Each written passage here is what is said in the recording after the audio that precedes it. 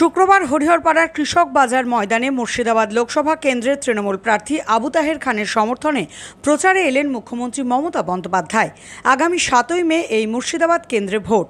এদিন এই জনসভায় এসে মুখ্যমন্ত্রী মমতা বন্দ্যোপাধ্যায় বলেন, অনেক সমীক্ষাতে বিজেপিকে এগিয়ে রাখছে, টাকা পয়সা দিয়ে এই সমীক্ষাগুলো করা হয়েছে, এগুলি সব ভুয়ো। তিনি আরও বলেন, বিজেপি 200টির বেশি আসন পাবে না, লাখ লাখ টাকা ঢেলে তারা মানুষের চোখ ঘোরানোর জন্য এই সমীক্ষা করছে, এসবে কান দেবেন না। এখান থেকে মমতা বন্দ্যোপাধ্যায় খলিলুর রহমানের সমর্থনে প্রচারে যাবেন জঙ্গিপুরে। শনিবার তিনি মালদা যাবেন। এদিনের এই সভামঞ্চে উপস্থিত ছিলেন মুর্শিদাবাদ লোকসভার প্রার্থী আবু তাহের খান, বহরমপুর মুর্শিদাবাদ জেলা তৃণমূল কংগ্রেস সভাপতি অপূর্ব সরকার সহ অন্যান্য জেলা নেতৃত্ব। এদিন সভা শেষে আদিবাসী লোকশিল্পীদের সঙ্গে নৃত্যের তালে পা মেলান মুখ্যমন্ত্রী। আপনাদের এখানকার ভোট হবে 7ই মে থার্ড ফেজে, এবং বহরমপুরটা হবে আলাদা, ওটা 10ই মে, ওটা 8 ফেজে, এই 13ই মে। আমি বহরমপুরটা পরে বলবো, আমি বহরমপুরে আসবো আলাদা করে। আমি আপনাদের বলছি, আজকে আমি মুর্শিদাবাদ এবং জঙ্গিপুর করতে এসেছি। মুর্শিদাবাদের মানুষ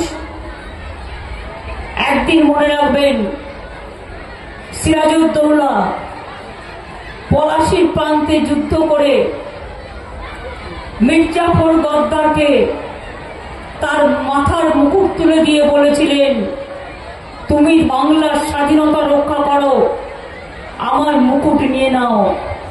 কিন্তু মির্জাফর সেদিন কিন্তু কথা শোনেনি, ইংরেজদের সাথে হাত মিলিয়ে 1757 সালে পলাশীর যুদ্ধে বাংলাকে হারিয়ে দিয়েছিল।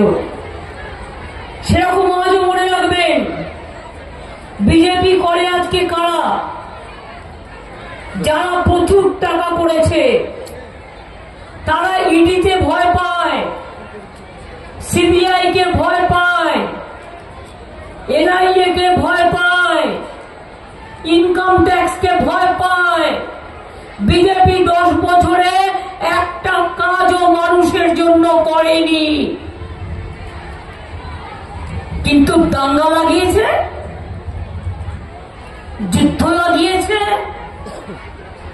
অশান্তি করেছে, অত্যাচার করেছে, জিনিসের দাম বাড়িয়েছে, বেকারি বাড়িয়েছে, কৃষকদের ন্যূনতম সহায়ক মূল্য দেয় না।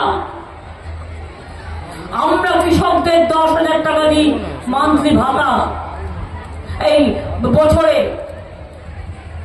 লক্ষ্মীর ভান্ডার, এত বড় সাহস। কদিন আগে বিজেপি বলেছে 3 মাস পরে লক্ষ্মীর ভান্ডার উঠিয়ে দেবো।